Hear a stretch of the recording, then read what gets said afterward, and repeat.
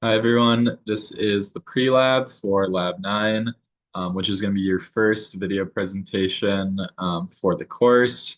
You guys are going to be making a quick video, 2 to 4 minutes, on the fMRI studies that we've looked at the last few weeks. So using both the lab from last week, where you made the annotated bibliography using Research Rabbit, and then also labs 6 and 7, which were the fMRI data analysis labs. You're going to be using the materials from those labs to kind of make a short and quick video to kind of explain differential brain responses to word-word pairs and word-face pairs. Um, I want to make a couple quick points about kind of the grading behind this. So I'd go ahead and make sure you read those instructions pretty thoroughly because you will be graded on the content in terms of the information, the visual content, and the auditory content.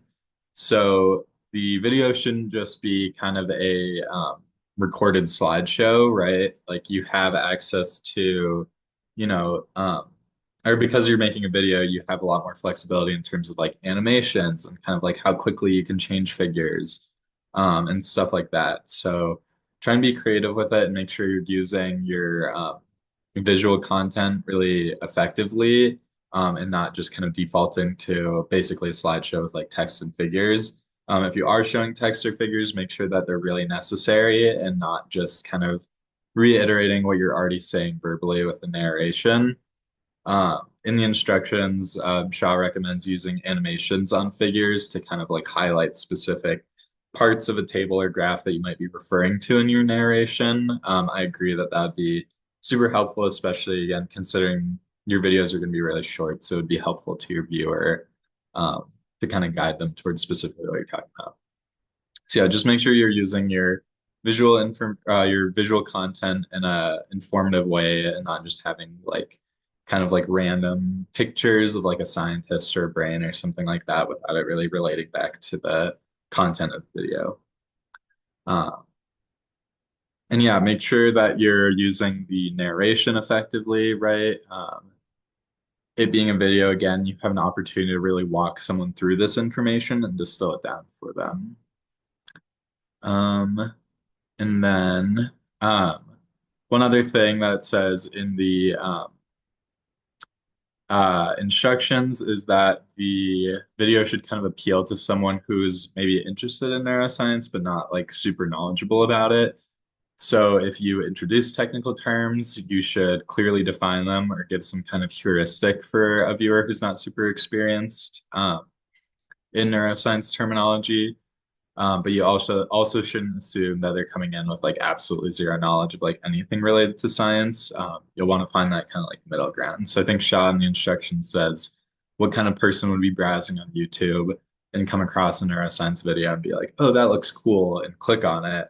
But you can't assume that they know a ton about like, the what regions do what, how localization works, how fMRI measurement works, stuff like that. So try and find that happy middle ground of being able to explain it to someone who doesn't have a huge background but might still be interested in it. I like to use the heuristic of like you meet someone like in your dorm or at a party, and it's like you're trying to explain like something about neuroscience to them, right? Like they're obviously interested to some extent, but you want to make sure that they can really like follow what you're saying. And yeah, so I think for the actual lab time, I'd highly recommend using the in-lab portion to kind of make your script and the actual video content. So like getting your visual information or your visual content and kind of putting it all into that video and exporting that. And then saving the audio portion for the end because you're only going to have one narrator.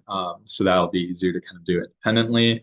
And once you have the video completely made, it should only take a few takes to narrate over that video. So yeah, so go ahead and take a look at the instructions before lab, and also take a look at the rubric and what you'll be graded on. Because as you can see, there are a lot of kind of small parts that the grading is broken up into.